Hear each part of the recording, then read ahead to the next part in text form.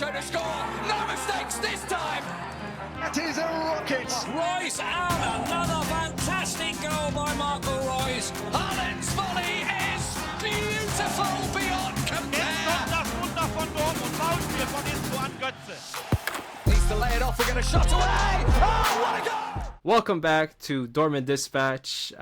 This is Ali. I'm joined here with Pedro and Joey.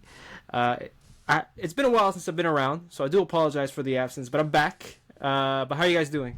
I'm doing fine, man. Just glad to have both of you guys together so you can do this podcast. Glad to see Ali again, especially hosting now. And yeah, I'm just excited for the episode. Like, generally a good week for Borussia Dortmund and hopefully more to come. For sure. Joe? Yeah. All good over here. Happily got a break in the weather in North Carolina, so it's not quite as hot and humid. And really great Champions League win.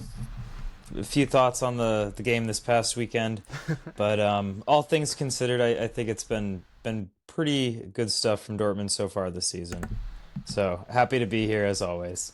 For sure. Well, the Champions League performance was nothing to scoff about, right? 4-1 win against the Bilbao. To be fair, Bilbao were missing their main man, but it's no excuse for them. They were star-studded in terms of their lineup throughout. So it was a very strong performance. 4-1. Pedro, what did you think of it? I mean, I gotta be honest, man. I haven't watched the match. I was at work, but of course I watched the highlights and studied a little bit for this game. I gotta be honest, like didn't have time to. I would love to have the afternoon free while someone works to pay my bills, but that unfortunately it's the not dream. the case. The dream. The dream, yeah, exactly. But yeah, I mean, it was a good performance overall. Of course, we only had 1.18 xG, so Dortmund really overperformed that xG and scored 4 goals.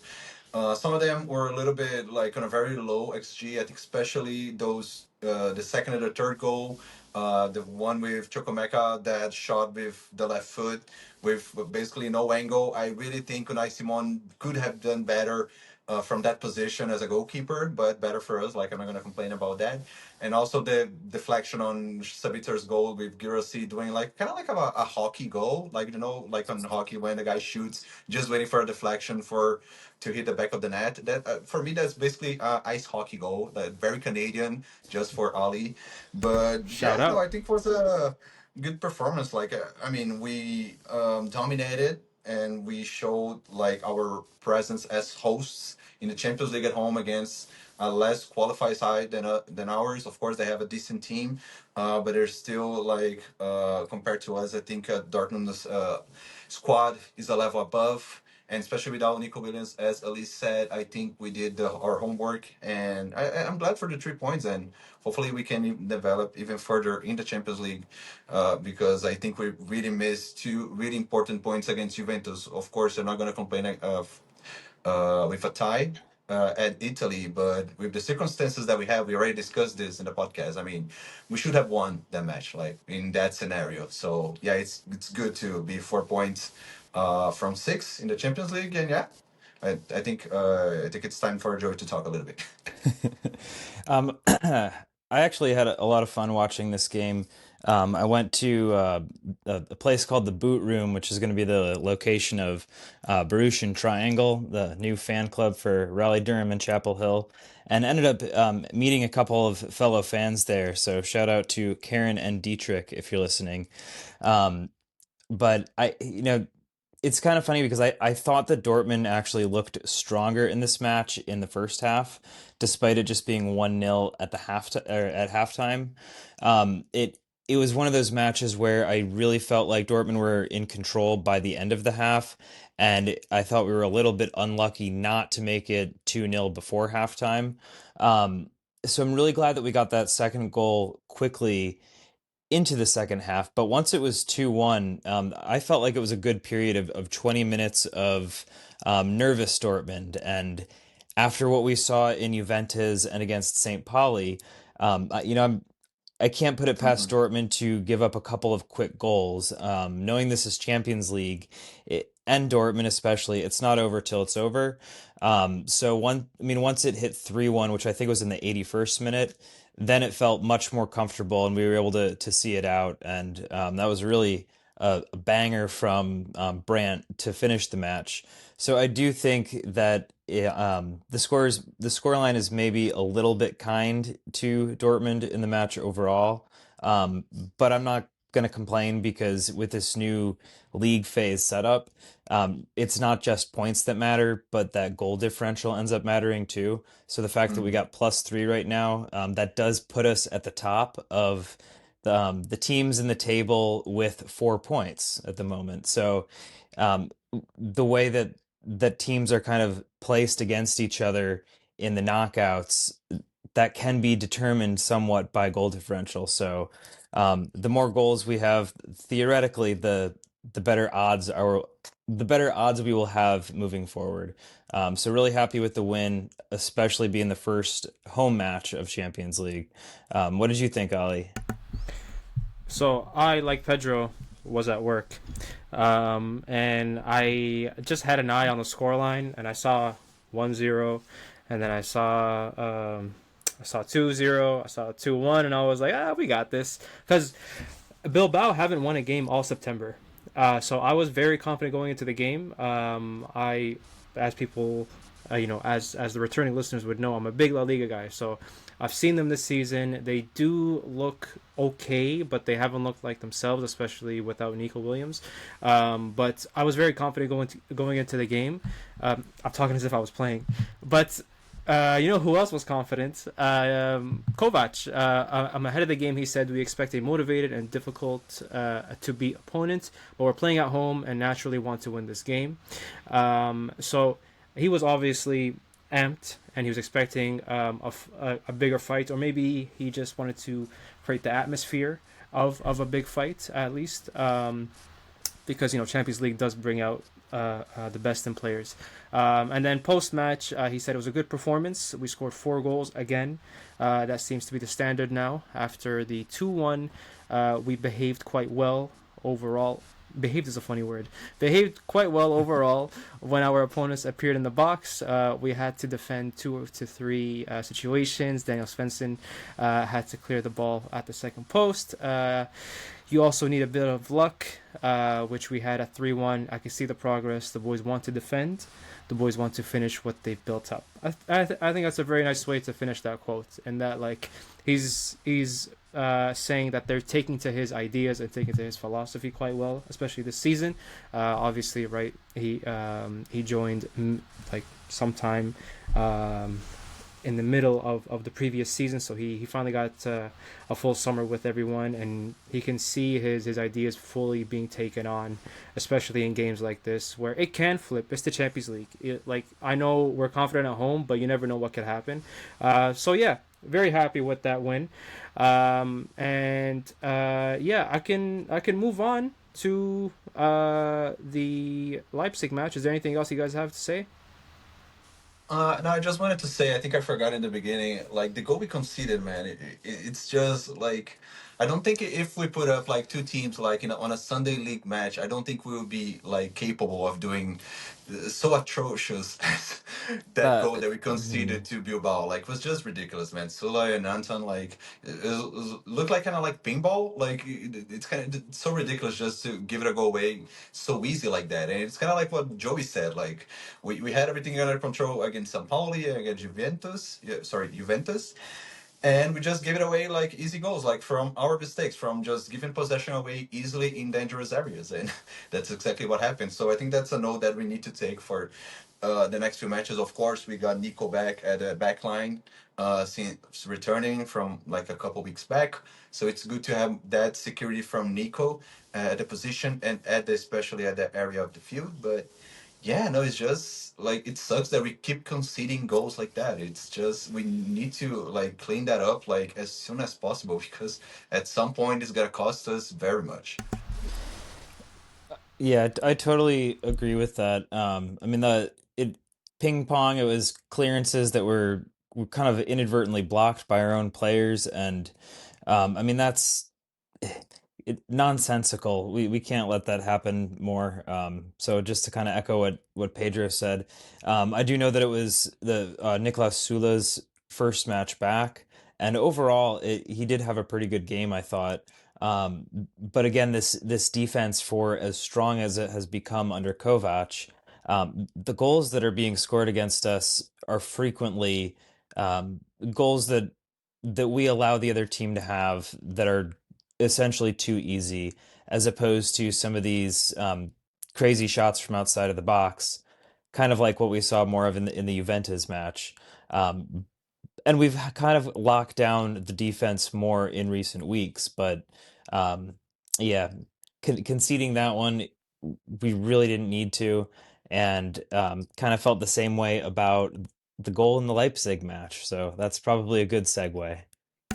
That's a great segue, and you know what?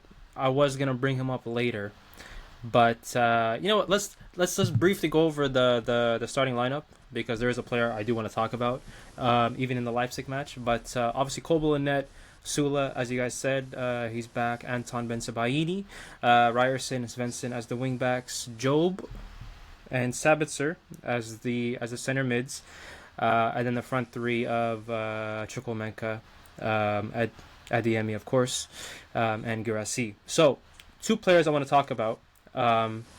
Job, I'm seeing a lot of hate online, and I think it's very tough for a player who's so young, who has a lot of expectations to perform every match in a new environment, and he will make mistakes. You expect him to make mistakes, but I think the energy that he's been getting online, and maybe it's just a few people. I don't want to say it's everybody, but I've seen enough to have this conversation at least. But what do you guys think of his performance, and what do you guys think of the feedback people are giving? I think it's a little bit exaggerated. Of course, I want to speak because a few weeks back I said Job was my did of the week. Can't remember, it was like 2 or 3 weeks ago. I don't can remember quite correctly, but my point that week was that like was not even he played that much or he didn't perform to the standard that we expected, and of course we have high expectations on him, and I said that during that episode. But at the same time, I felt like he was kind of the loser in this whole situation because even with so many doubts in the midfield, like with the inconsistency, especially from Felix Imecha, we would expect Kovac to trust Job a little more to be that central piece in the midfield, especially with the price tag that we paid for him, but he hasn't been able to. So that's why I said he's kind of the loser, because even though we have some question marks in the midfield, he's still left a little bit behind in the pecking order for now. Of course, I think Kovac really sees him as a substitute for Inmecha at the moment, or a guy who can fight for the starting spot against Mecha. So in that sense, I even talked to you guys in the group. I thought he really showed some really decent signs against Leipzig since he got in, and I think was Joey was a little bit worried about him not having enough playing time. But I predicted in the group chat that it wouldn't take much longer for him to become a starter instead of Mecha.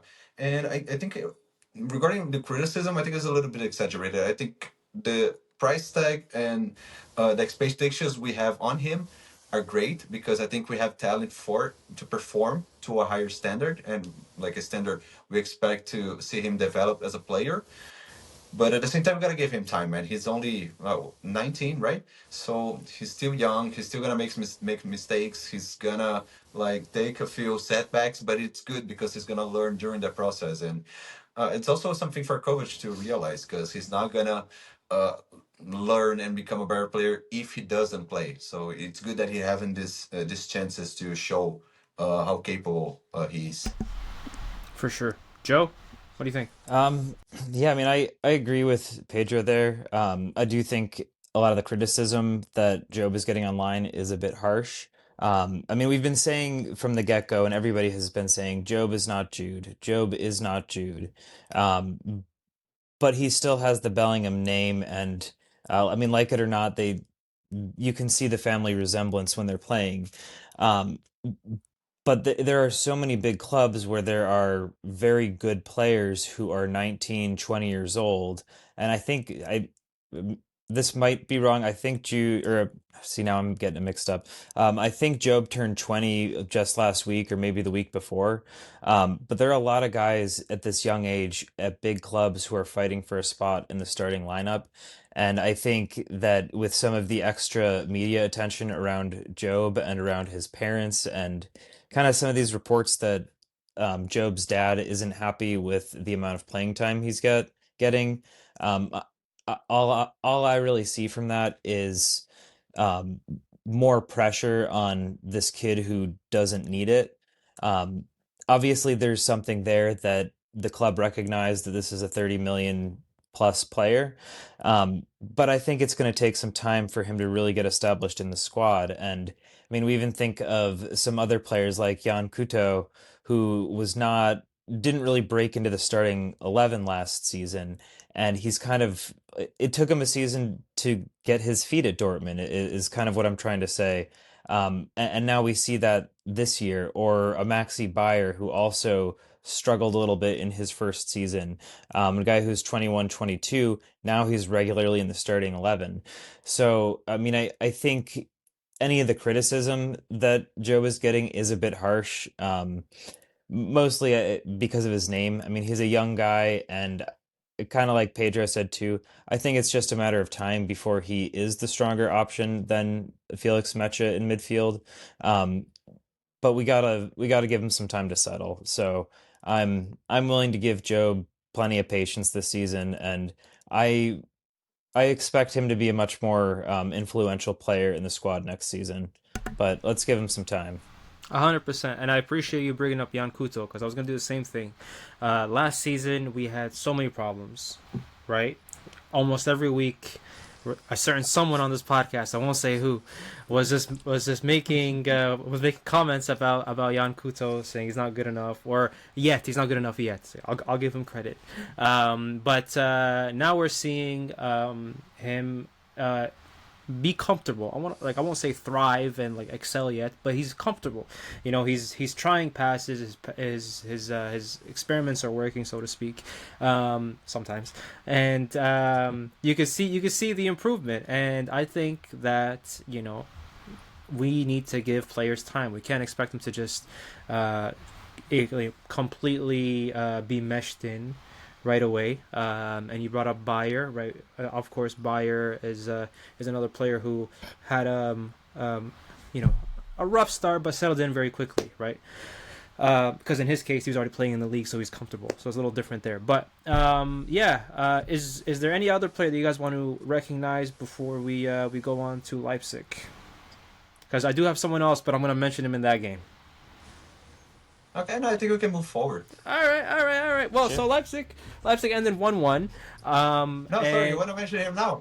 Just go No, for it. no, because it's Anton and Nemecha. I'm gonna give you both one player, and I'm gonna let you go because I think we all have the same problems with both of them. But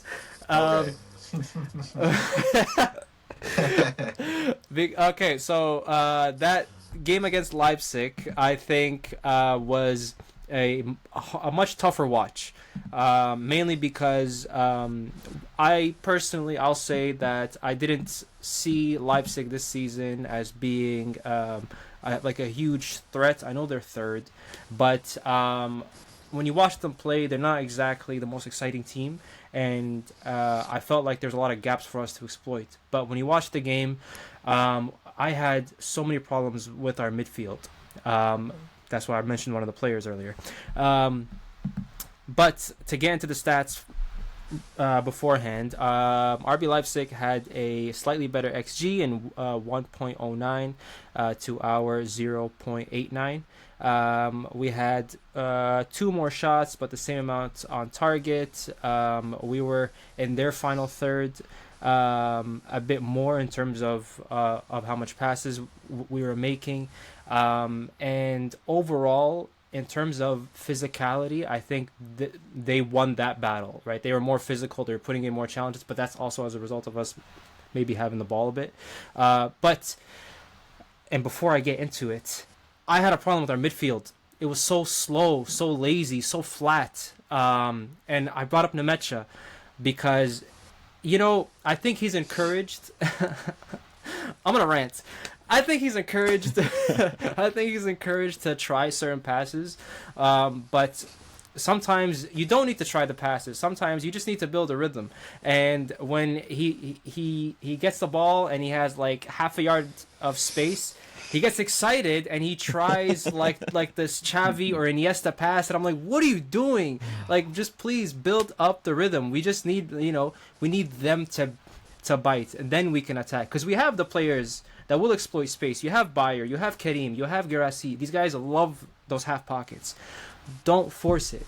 I felt like there was a lot of forcing on that end. I do also have a problem with the two-man midfield, because I don't think we have the profiles for it. That's part of the reason I think Job is struggling. But yeah, what did you guys think about the game generally, and where did you see the problems? Because there were problems.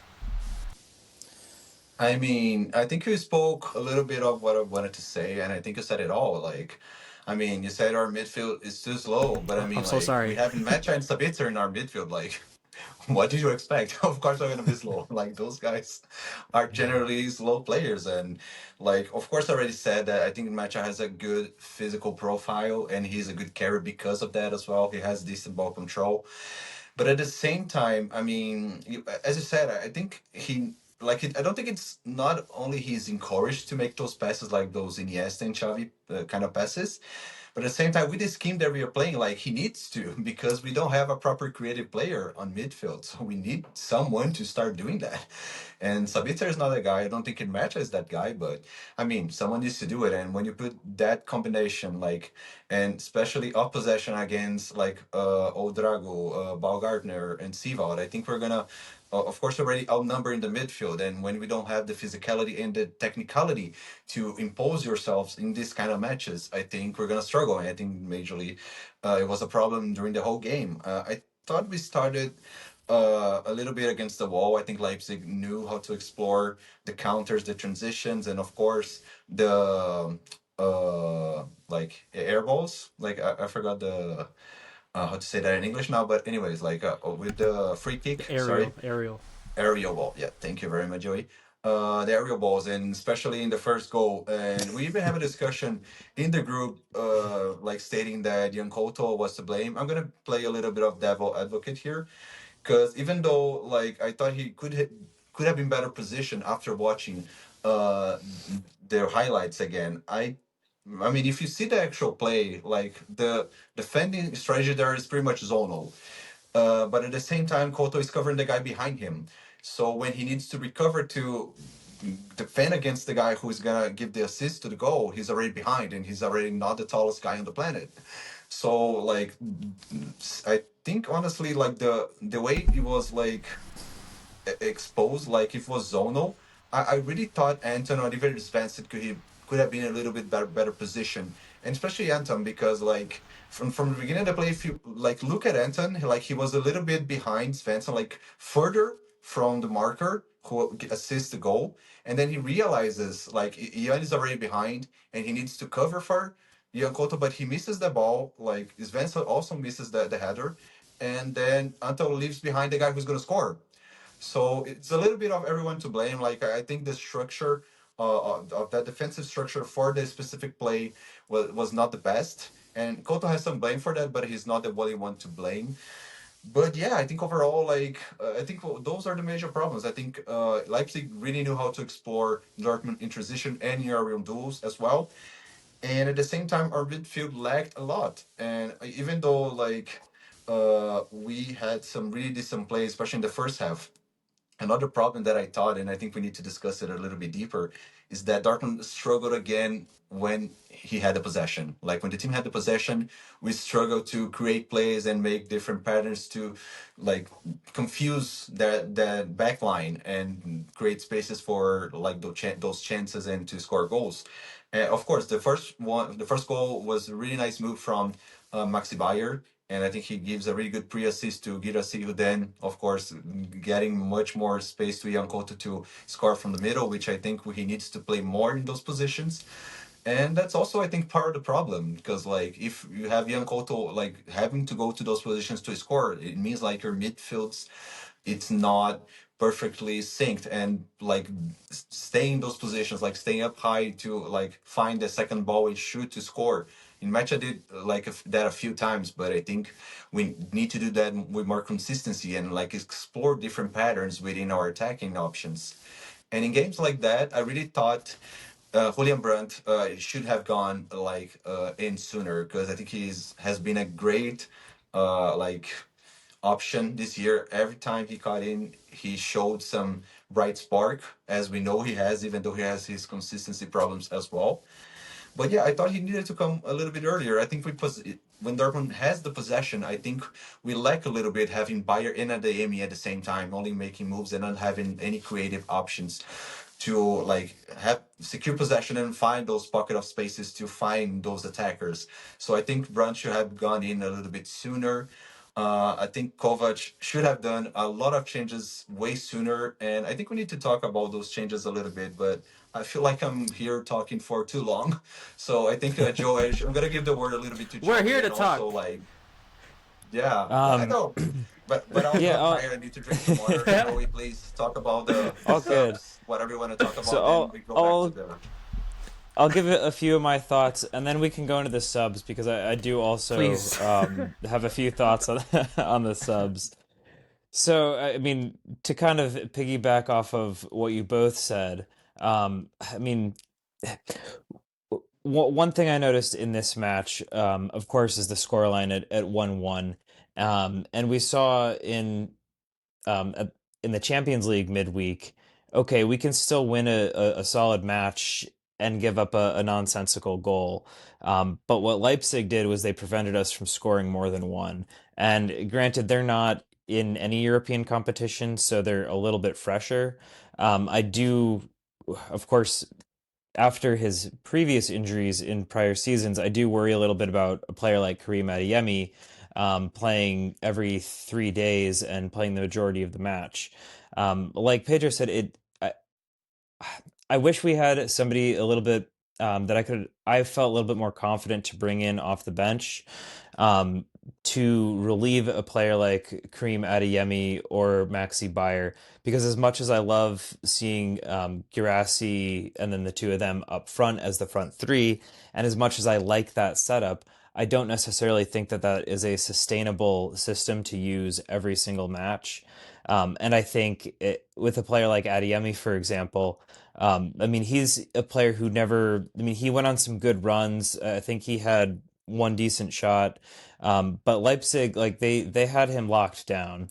And he's a player that I think could have potentially made a bigger impact if he was used as like a 60-minute sub where you bring on those fresh legs against a tired defense. Of course, that's not what we saw. If we want to talk about some defense, I do like Valdemar Anton overall. I think he brings some really strong qualities to the central defense. But I mean, I talked about this a couple weeks ago on the pod when he was my dud one weekend, and it's his aerial duels, and I just feel like for a guy as tall as him, I mean, I don't remember exactly what he is, but he's like 6'3", 6'4". I mean, that's a player who should be winning more duels than he does, especially as a defender. So I just feel like uh, it- Kovac and his team have got to work on that in some way. I don't know if it's his depth perception, if he isn't quite sure where the ball's coming down. But I feel like that's just one quality that is lacking, and then it leads to or like his inability to clear the ball with his head leads to some of these really hectic plays at the feet, like right in the middle of the box. So I mean I do think that that's a big issue. And then I don't want to spend too much time complaining about Felix Mecha, but I loved Ali's description of you know, he's kind of encouraged to do too much at times, and I feel like I just want Felix Mecha to kind of be the like an Emre Can type of player.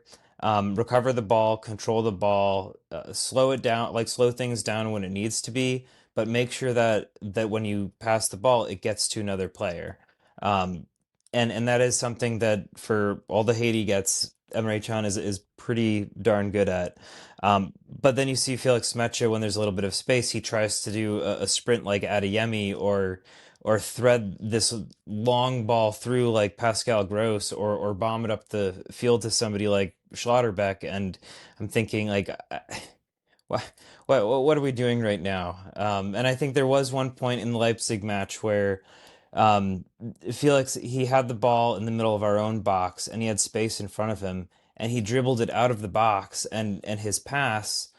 It's like one Leipzig player and three Dortmund players he could pass to, and that ball went straight to the one Leipzig player, and it started another counterattack. And um, that is a bit of a problem in the midfield in terms of not having a lot of pace. I mean, Mecha certainly brings some physicality, and we've seen Sabitzer do a little bit more this season and play a little bit more of an attacking role.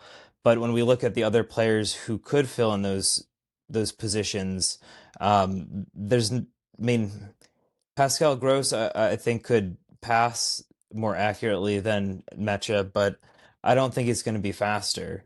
And kind of like I think you both pointed out, that is an issue that we need to figure out. And I am still hoping that Job is the solution, because somebody that young, who's used to playing a lot of minutes in England, um, did he play a lot of minutes in England? I'm not even sure that he did, actually. But he's young, and a 30 million player. Of course, Chukwuemeka's not that fit for a 30 million player. So I was just about now to bring him up.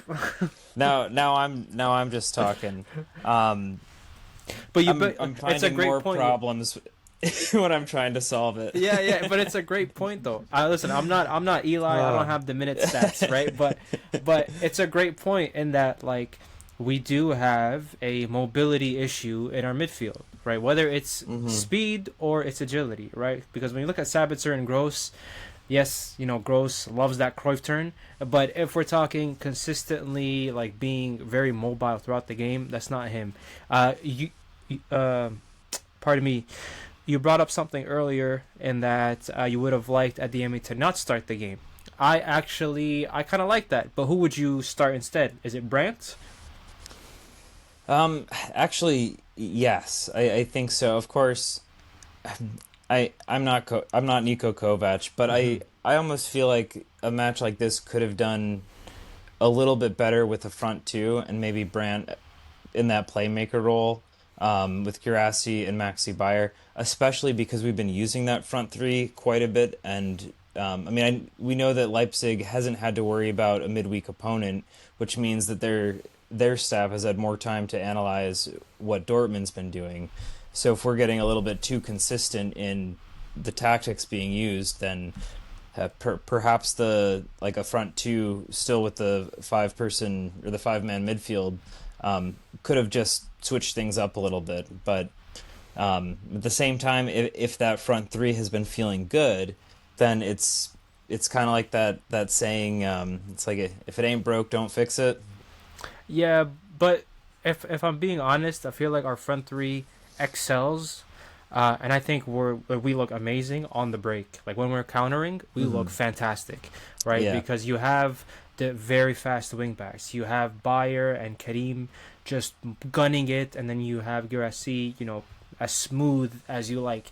It works really, really well, and it doesn't put a lot of stress on the two midfielders, because all they got to do really is just hit one of the runners, and then they can just jog their way up. They don't have to necessarily sprint their way up. So I understand Kovac's tactics on the counter, but when it comes to building up the play, I think we still lack a lot. I think it comes down to the players that we have, in that I talked about this a while back too. He's shoehorning them into this system, and he's putting a lot of pressure on the two behind the striker to do a lot of the creative playmaking and things like that. But the two that he's mainly playing aren't necessarily that creative. They're just second strikers. So it's a little too direct is what I'm trying to say. But I want to talk about the goal, because it's not Kuto's fault. Kuto had a man behind him. You could say that he should have communicated, but what was Anton doing, leaving the center of the defensive line and backpedaling, not knowing what's behind him, and then turning and like the header goes past him. Like for me, that's on Svensson and Anton. Yes, you could say Kuto, like Pedro said, had a part to play. Yeah, exactly. Hashtag free Koto, bro. Oh man, because I didn't understand why Kuto was getting it. I thought he should have said something. Maybe he did. We're not there. We can't hear it. But Anton in that moment, I'm like, what are you doing? You're backpedaling. You have no idea what's around you. And to Joey's point, he does lose a lot of aerial duels. But in terms of the lineup and the substitutions, they were odd. I'm going to read them out just so we have a clean slate and then we can go through them. So, taking out Kuto for Ryerson. That's number one. That came in the 60th minute. In the 70th minute, 2 subs. Job comes on for... Let me read it out for you. Job comes on for Felix, and Brandt comes on for Kerim, right? Kerim Adiemi. And then in the 81st minute, you have Fabio Silva coming on for Seru Guirassy and Pascal Gross for Maxi Bayer. When that last sub happened, when Pascal Gross came out, I think it was Joey or maybe Pedro in the chat. It's like, why are you taking off a forward for a midfielder? We need a goal. But it's true though. It's true. We should have started with more midfielders. Why are we taking off our forwards when we're going for the game? We're at home. You took off our entire front line. You recycled it. You had one striker on at the end with a bunch of midfielders. I don't understand. I did not understand this. I understand the Kuto sub. Maybe he's tired. I think Raum was pretty decent. But here's the thing though. Raum was like but Raum was like he was getting forward, right? So I get wanting a defensive player on that side and giving up the forward aspect. Okay, I get that. The rest, it's like with each sub, I didn't understand what was happening. I didn't understand what was going on. And I felt like he, at that point, was just making subs to make subs. But what do you guys think? Oh, okay, Joey, I'm gonna need to start because it's gonna take a while. But... Okay, let's start you go ahead. The beginning. Like the beginning of the second half, I think were a little bit behind. I think Leipzig got the upper hand in the beginning of the second half, not only in like aerial duels, but also pressing Dortmund. They pressed much higher in the second half, and like as we were talking about, we're struggling with pass progression, and we don't have the best progressors in the world in like Mecha and Sabitzer. And I was even checking the stats on FBref on both of them. And of course, with the midfield too, double pivot, those guys need to touch the ball a lot and just progress the ball. So they have okay numbers. Like Mecha has 4.55 with 48 percentile. That's not good. We have Sabitzer with better numbers with 5.42 progressive passes per 90 with 69 percentile. But I mean, like, I don't even think those guys are enough to help us progress and escape that pressure. They're not really press resistant. As we said, they're not really fast or agile. And when you compare numbers with a guy like Nico Schlotterbeck, who is a defender and had only played 3 matches in the Bundesliga and 1 in the Champions League, he has better progressive passing numbers than both of them. 8.21 with 99% percentile. Like, of course, Nico is out of this planet, but I mean, it really shows how our midfield is lacking in progressing the ball forward and escaping pressure when we are in really tight spaces and in situations that we need those guys to show up, and they don't. And when we go with that scenario, with Dortmund not managing to progress the ball, not managing to keep possession in dangerous areas in the second half of that match, and then we need to go forwards. Like we managed to recycle the ball a few times, and you see really nice combinations between Adeyemi and Yankoto. Yankoto go a little bit more in the midfield. I think that's one of the best like few sequences. I see Koto confident after his goal, of course, going forward. And then what happens? Niko Kovac puts Ryerson for Koto, and I'm ranting on my couch. I'm like, why? I mean, first we need goals, and of course, like we have also to defend. Koto is not the best defender. Like I'm not saying that, but of course, you're putting Ryerson in so he can defend Rao. He can further defend Diamande, who got in and like instead of Antonio Nusa. and then like Ryerson is basically just shredded by like Diamante the whole second half. Like I think it was one of the worst defensive performances from Ryerson on that match. So like even if you wanted to say you made the substitution for defensive reasons, like to be more cautious, I mean that didn't work. And that's when Yamamoto is playing best, like showing up his skill, showing up what he can deliver to this team. He's subbed off like for no apparent reason, and like it didn't even materialize. Didn't The substitution didn't even work because we didn't get better offensively on the side of the pitch, and defensively, I mean, we didn't get much better. So why make that change? And then after that, he completely dismantled like the midfield. Like I'm not sure like I understand Joey like saying Adeyemi and his injury problems, but man, he's our best player in the beginning of the season. Like you don't take our best player in the season when we need to win like a difficult match against a difficult opponent in this scenario. Like, and one thing that Eli said in the group chat, I really agree with him. I thought he was like on spot. Like he said, Kovac is so hierarchical with his changes. Like Brunt like can never go off for like go in sorry for Max Bayer because he always play on the right, and since Ademi always plays in the right, he needs to leave. Like, do you know those guys can drift to different positions, right? Ademi can play on the left, like Brent can play on the left as well. Like, it doesn't need to be always the same changes, the same players for the same players. And the rest was obvious. Like, every time we see a player on the bench go like about to go in for the match, we know exactly who is gonna leave because he always makes the same changes. Like he doesn't change the patterns. He doesn't realize those players are flexible enough to play in different positions in different parts of the pitch. It's always the same changes. And I mean, he didn't fix the midfield. Like he only really fixed it when Pascal Gross got in. But I mean, the midfield was already really like not showing that resistance and struggling against like the physicality of Leipzig's midfield. So he didn't fix that with his first few changes.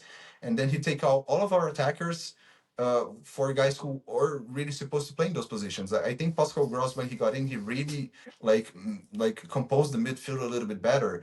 But he even created a few good chances. But I mean, he's not supposed to play on the part of field, especially by himself. Like he only had Vincent to partner it up and find some good plays, or just go to the byline, find the space, and to cross for Fabio Silva or whoever else is in the box. Yeah, so not even sure what I'm supposed to say right now. I'm so confused because Niko Kovac really dismantled our best offensive options in Young Couto and Nadeyemi the first two changes. He didn't fix the midfield problem. He only made it worse, like in fact, and then he only fixed it up after he created a whole problem with his first few subs. And we, as I said in the group, like we needed to score goals, and all his changes did not make us offensively better. It only made us worse. Like, and I even like I remember like texting like we could even win this match, but it's not gonna be necessarily because of Kovac. I mean, it's because of football. Because like sometimes like a corner or like a cross in the box, and we find like some good chances. Even Julian Brandt, that beautiful pass like to Fabio Silva, who didn't get a great first touch, and then give time for the Leipzig defense to like cut that play. But man, I mean, what are those subs like? I think it was not the right context for that. The changes didn't make the team better, and we could have won, but it wouldn't have been because of Niko Kovac, because his changes did not made us better. So I think that's it. I think my rate is over. Please, someone go. It was his changes are very predictable.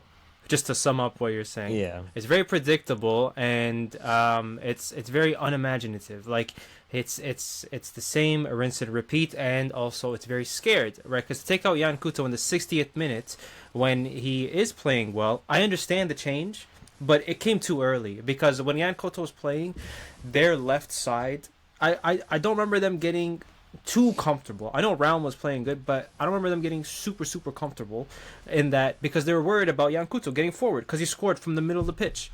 You know what I mean? This is someone they had to worry about as well, because he's such and you know quote unquote an enigma in some cases, because he can pop up at different places.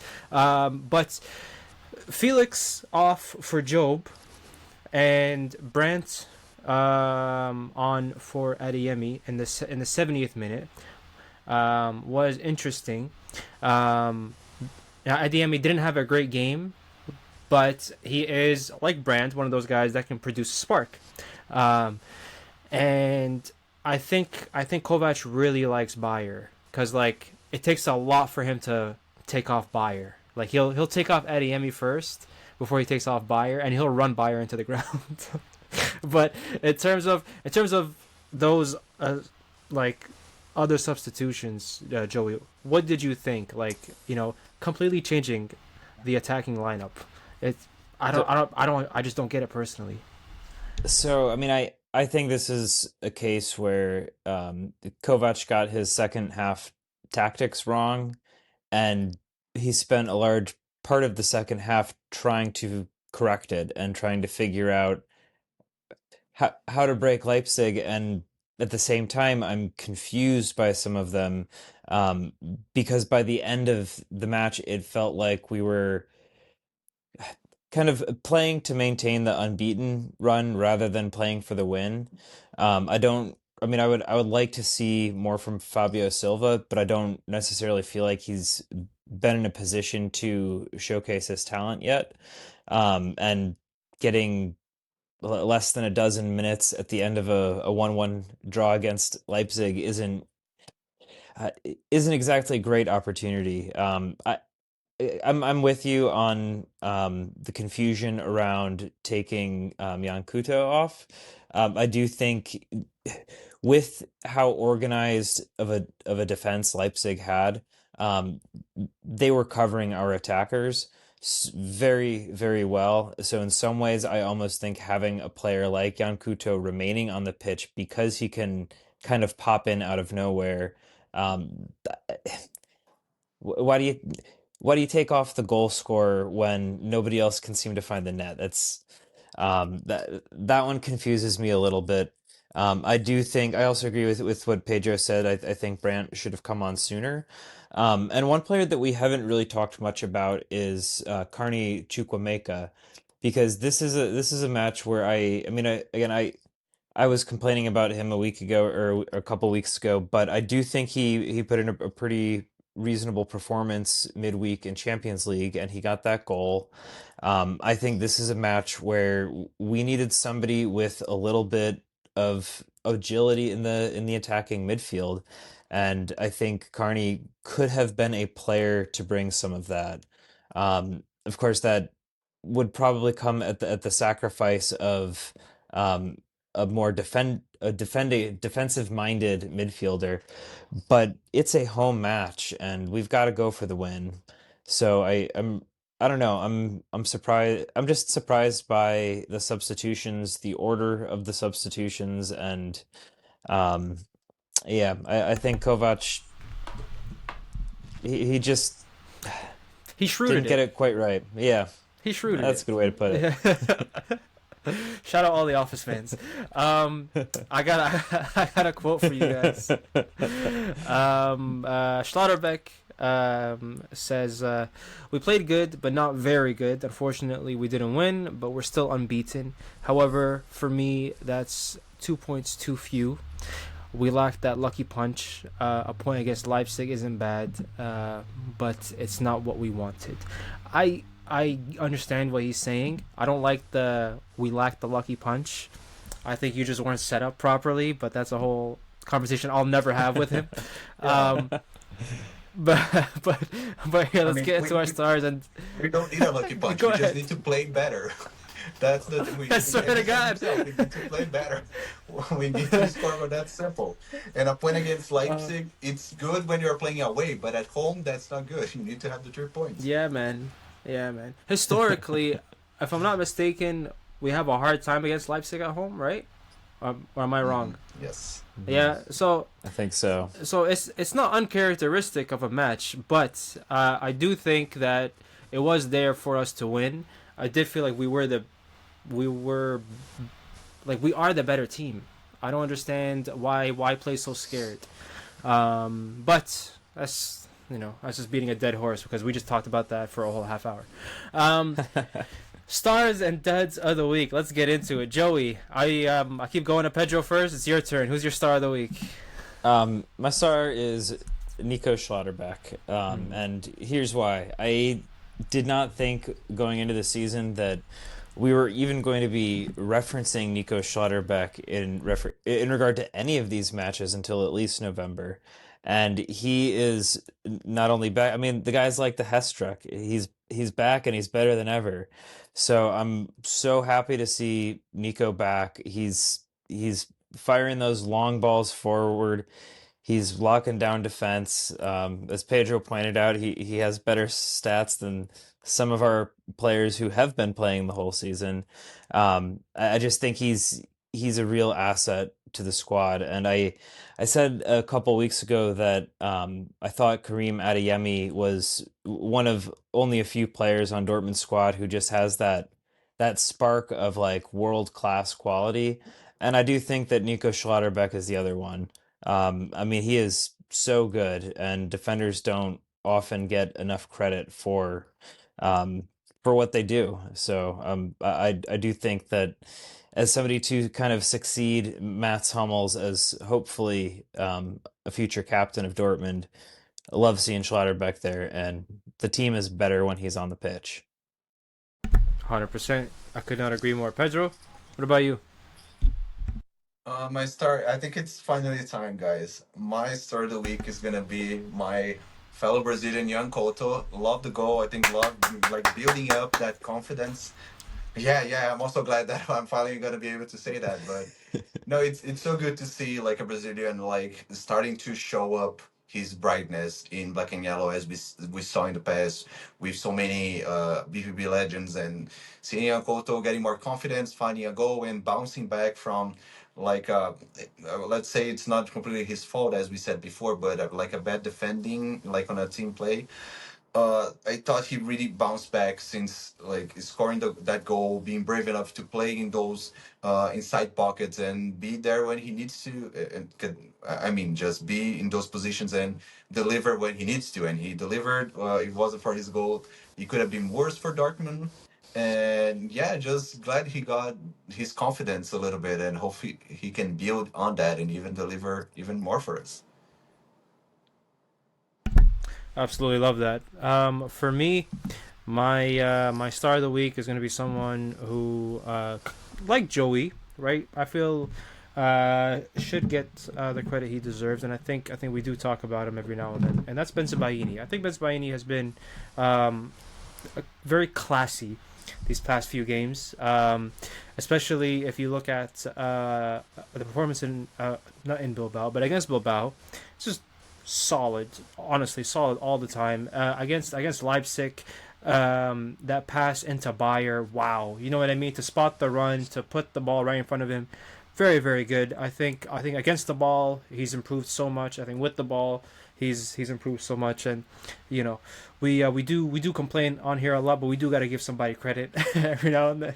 And I'll give Vince Savini his credit. So dud of the week. There are a couple obvious ones. If you guys don't mind, I do want to take an easy one just so you guys can go off on the ones you want to chat about, okay? I'm going to give it to Anton because that goal pissed me off. Like, you don't understand. He looked like a headless chicken. Like, for a central defender who we really, really rely on to not man the line, to not trust his teammates, to get that ball that's going over him, and for him to manage his space. It was very frustrating to see because he's not a young player. He's a very experienced player, and he should know better. So that's why he's my dud of the week. I don't think he's a bad player, but I think he had a bad moment, and I think it kind of it impacted the rest of his game, and also right the Bilbao goal. Right, we could talk about that too, but. I'll be here for like another 10 minutes. So, Pedro, your turn. Go ahead. I think I'm gonna go with Niko Kovac for my dad. I feel like he has credit for Shock. what he has been doing until now in the season, and I think some of you might be thinking I'm crazy for like giving the manager who has had an unbeaten run in the past I don't know how many couple of matches with Borussia Dortmund since like the end of the last season, and we're still unbeaten as of now, but. Man, I mean, this game against Leipzig just pissed me off, man. I thought it was really good actually when we considered a goal against Leipzig, independently of whose fault was that.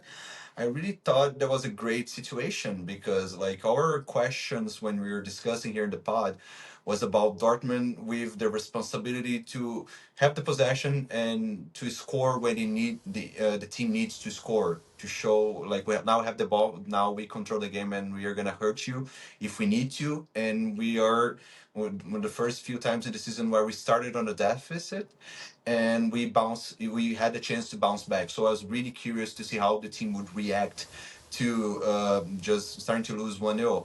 And from the team I saw good things, but still like the changes from Kovac really mined our chances of winning that match.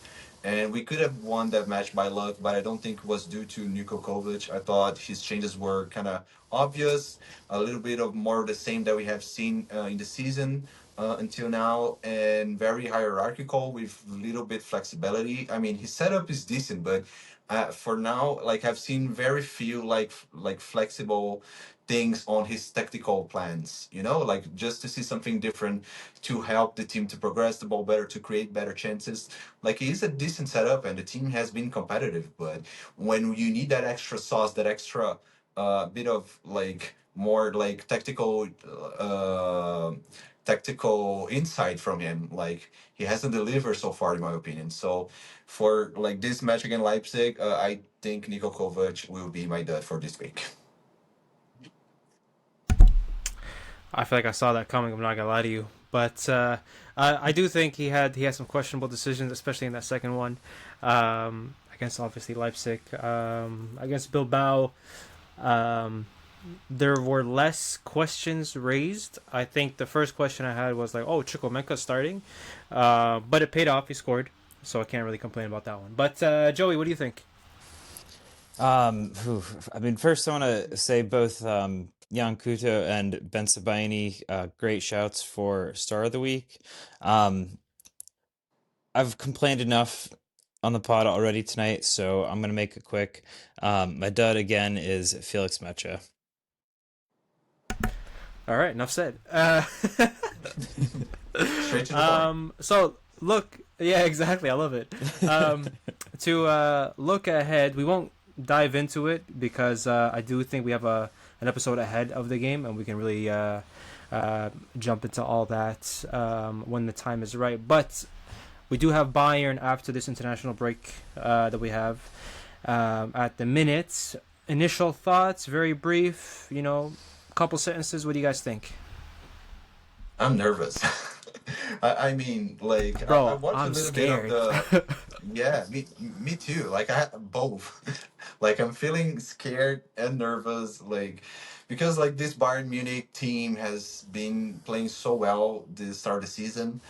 Like I was really curious about this match against Frankfurt because we knew from the first few game weeks in the Bundesliga that like Frankfurt are a really good team offensively, but they concede a lot of goals, and that's been like something common in the past few weeks. And I was really curious to see how that match would pay out, if it's gonna be like a shootout, like it's gonna be like 4-2 or 4-3 for either side, like how that's gonna work out.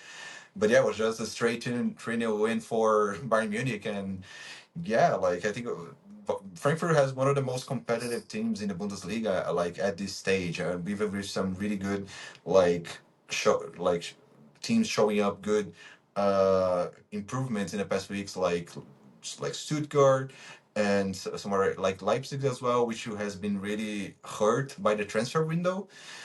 But yeah, I'm just so nervous because they're playing at their top, and I think we can compete for sure. But I mean, we just can't concede those silly goals that we have been conceding, like especially by the end of like matches like against St. Pauli, against Juventus. Basically, you can't commit mistakes against Bayern Munich. So I think that's gonna really dictate how that match is played. But at the same time, it's the kind of game that Niko Kovac likes, playing in transition, playing with the fast-paced players like Max Bayer and Karina Adeyemi, and having those really interesting crosses for Girassi to finish as well. So I think we have a shot, but of course I'm scared because yeah, it's Bayern Munich and they're playing at a top level right now, not only in Germany but in Europe. So yeah, very nervous for this match. Great 2 sentences there, Joe. Yeah, I mean Bayern Munich are doing Bayern Munich things and are I mean they're going to run away with the title very likely, even if Dortmund does their best to maintain pace. Yeah, this one has me a little nervous as well. I mean, it is away from home, I believe, but the one little thing that I keep thinking about is, um, so okay, fans of Dortmund of the last decade or so know that we went through a really insufferable period of this like mental block whenever Borussia Dortmund played Bayern Munich. We went like, I don't know, 10, 12, 14 matches in a row, just losing them all. And then finally, I think we got that draw. Maybe it was the match where Modesta scored the last minute equalizer. But at this point, I think it's been several matches now where Bayern has not been able to defeat Dortmund. I mean, I think it's maybe like 2 wins and 3 draws or something, or 4 draws. But that's the one thing I keep thinking about is maybe the mental block is now with Bayern Munich. So if we travel to the Allianz Arena and come home with a point, I'm going to be way more than satisfied with that. Well, last time we were there in April, it was 2-2. The first match of last season was 1-1 in Dortmund. The time before that in the Allianz, we beat them 2-0. I don't want to talk about the game before it because it's a thrashing. We got thrashed, but so I'm gonna skip that one. All right, so we have a few. Yeah, we got a few.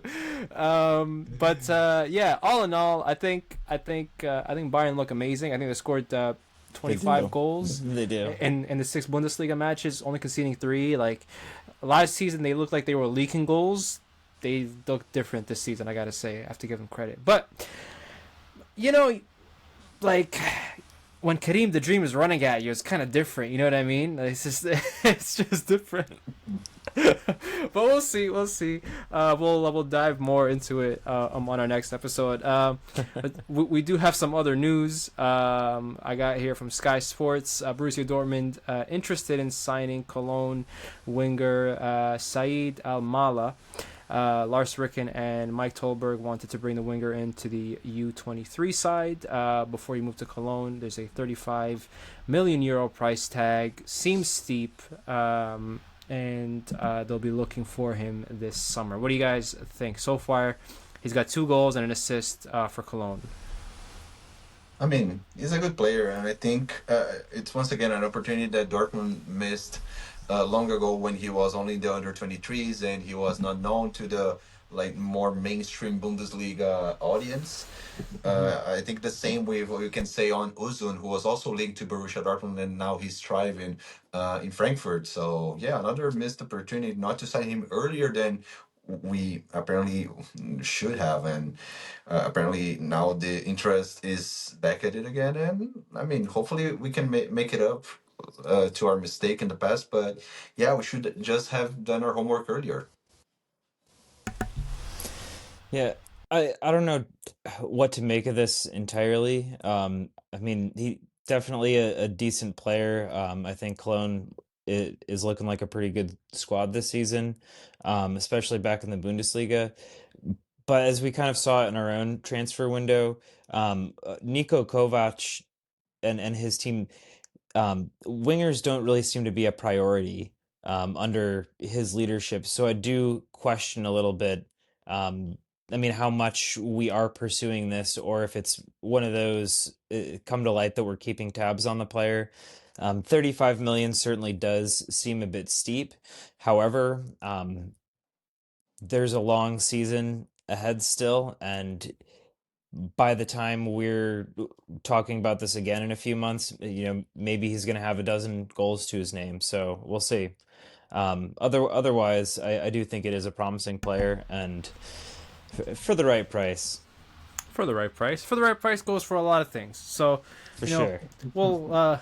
we'll leave Saeed on that point. But I do have a quote from Nico on Nico Kovac, I should say, not Schlotterbeck. Kovac on Adeyemi, as well as his 8 months at Dortmund. So in regards to Adeyemi, he says, I talk to Karim the most. I am very convinced of his qualities. He has so much in him. He needs to understand that football doesn't just work in one direction, but also in the other. I'm constantly working on him. Okay, if I may take this one. I got a problem with this quote. Because I feel like he's making it seem as if that Karim Adeyemi's success in his time here has been as a result of him. I think Karim is so good that his qualities are inevitable. He will always perform. Even if you put him at left wing back, he'll perform. You know what I mean? Like that's kind of how I see him. I'm being a little obviously dramatic, but that's kind of what I mean. I do think that he's done well under Kovac. Kovac has put him in a position to just be very forward thinking. I like that he says that football doesn't just work in one direction. Coming from a coach that's very direct, he has one style. He doesn't switch it up. So it's very interesting that he says this. I think Adeyemi is one of those inevitable players. So can we credit Kovac for how well Karim is playing currently? You can credit his form, but Karim was performing even under Terzic. So I think it's a bit of an ego thing there, in my opinion. Any objections? No, I agree with you in part. I think it's also a little bit of his ego. At the same time, like I can understand his stance because it kind of means like Karim needs to do more out of possession. But I don't know. I'm always having a problem with managers who like when you have a player like Karim who can be a difference maker and can do different things, like always like say things in the media that might put him down a little bit, saying he doesn't have the work rate to play. Like in like defensively as well, which I think he has. I think even before with Terzic, he has done really nice work rate off possession as well. Even though he has things to get better and to polish as well. But yeah, I kind of like understand where he's going, but I still think it's a little bit too much. No, I agree, and I don't necessarily have an objection to anything either of you say, but I think the one observation I've really had with Karim under Niko Kovac is just that he's played a pretty substantial role in the squad, and he's starting more matches and he's playing more regular minutes and not getting injured. And I don't know how much that comes down to luck or a better team of physios or just a better load management. But Kareem has stayed fit and he's stayed that difference maker. Great points, Joe. Just so you guys know, Pedro is having some connectivity issues, so he won't be with us for the remainder of the episode. But we're almost done. It is a bit of a long one. I'm not gonna lie, Joe. We rambled. We rambled. We did just a bit. All right. Over the past 8 months, so Kovac was asked about his time here so far, and he seems like wow. He's thrilled with his time here. He says it's been a hell of a lot. It doesn't seem like that. He says that we match, as in him and the club. He says I think the relationship with the fans and the club is good. We're simple. We're not special. We're not weirdos. We're just normal people. We're special. All right. I don't like that. We're special. We are special. Yeah, I'm gonna move on from that one because I don't like it. And then we got some stuff on Cole Campbell. About staying with Dortmund from Funk Sports. I hope I'm saying that properly. He says, after last season, I did think about my future and about anything else would have been wrong. Everything was always communicated openly with the club. Ultimately, I came back and had a lot of good conversations with Niko Kovac. It was really a good conversation, and I had a really good feeling about it. The coach is open and honest, which impressed me. And in my heart, I'm not done here in Dortmund yet. I want to earn playing time, play more minutes. I want to score my first goal in front of the... Who? Help me with that one. The Sud Tribune. Thank you. Sorry, guys. And many of my teammates have told me about the trips around Borsigplatz. I gotta work on my German. He says that remains a dream. So, do you think that Campbell will be able to flourish under Kovac based on the trajectory the team is on? That is a really good question. I certainly hope so. I'd like to think that we can have a better experience with an American in the squad than the most recent one. Sorry, Reina. He gave us a good couple of years there, but I would love to see Cole Campbell get some more minutes. I don't know how soon it's going to happen, though. And I think I'm just trying to be realistic with the pressures that Kovac is under, that the team's under, to try to maintain pace with Bayern Munich in the league. I mean, and it's very early in the season. Um, I I would really hope that maybe a player like Campbell could maybe get some minutes in, say, a Champions League match against a team like Bodo Glimt, like one of these matches that really should be a straightforward win for us. Of course, being Borussia Dortmund, nothing ever feels like a straightforward win. I I feel like some of our younger players have struggled to get minutes in the last couple of seasons, and I'm hoping that that's a little bit different under Niko Kovac. I don't think last season is really a great example of it, um, in part because once Kovac was in place, the team was playing catch up, and every point mattered so much. But right now, I mean, of course, yeah, every point always matters, but there's an opportunity to try to implement a couple of these guys into this squad. And I mean, we even saw Filippo Mane, who kind of started the season starting. And unfortunately, I don't even know if we've seen him since that red card, save like a late cameo appearance. So I think there's maybe some hopes that I have, and I say now I'm rambling again. I'm hopeful that Campbell will get some more minutes.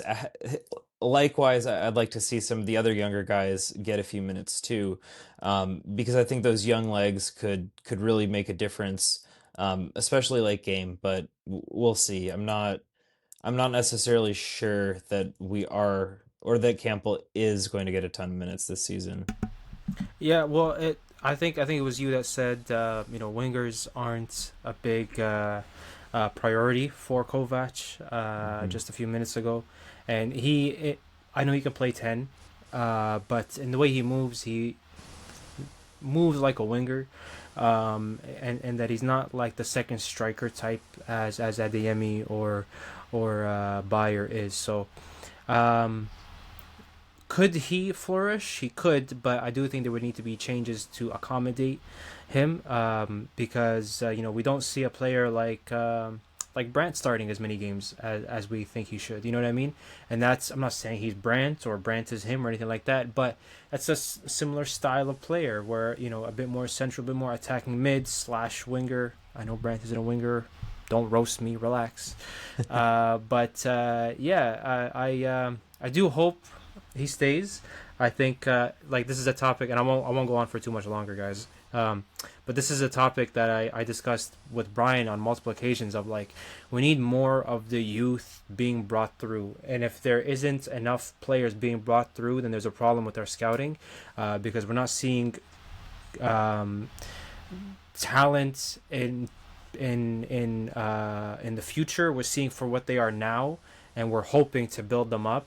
And then if we're failing consistently like that much, there's a problem there. So they got to take a look at that. But there needs to be more youth, because who's in the squad that's from that's actually from the academy? Yeah, I mean Yeah, exactly. The most prominent. I mean, yeah, like Watson, I mean, he's the gone. most prominent youth players I was gonna say have gone on to other places like Tom Rotha Yeah. or Kjell Vetjen, and of course there could still be hopes that both of those players come back, but that's not really the path that we want to take with our youth development.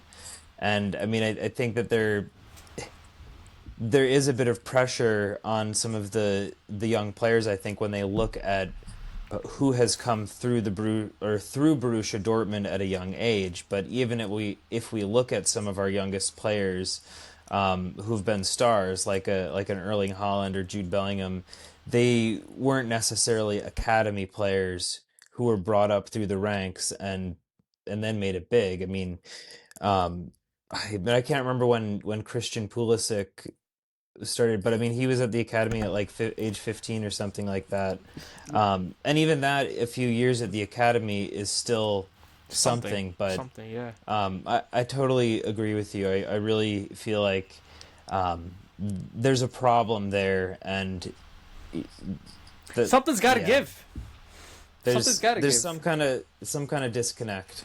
Yeah, man. No, I think it's a big problem because if we're not preparing them for the game at that level, then we're not developing talent. We're just we're looking for a quick ROI on what they could be. Yep. Rather than actually developing them. And we need a couple of these academy guys to matriculate into the first team, so that we can better recruit in the future when people are considering where they're going to send their kids to train, or the kids themselves are making decisions. They're looking at it as who went to those academies and who from those academies went on to continue playing for the club. And maybe there's a consideration you play for the academy and then you get a contract somewhere else, sure, but the goal of recruitment for the academy should be players who you want to see matriculate into the first team, and that's something that has been a problem. Fully agree with that, man. I've been complaining about it for a while. I'm just glad I got somebody on my side other than Brian. But I think we've been at it for a while. we have. All right. So we'll let Eli take the academy questions on the next one. Yeah, 100%. There's a bit of gossip and drama that I don't want to get into with the Bellingham family, to be honest, because I'm not a gossip man, and I'm not on the fantasy Bundesliga, so I can't give you an update. I do apologize. So please stay tuned for the next episode, which will be coming out, I believe, during the Canadian Thanksgiving. So, there's that. Until next time, guys, it's been Joe, Ali, and Pedro from Beyond, and we'll see you guys soon. Take it easy. Well, that was all right. Yeah, I think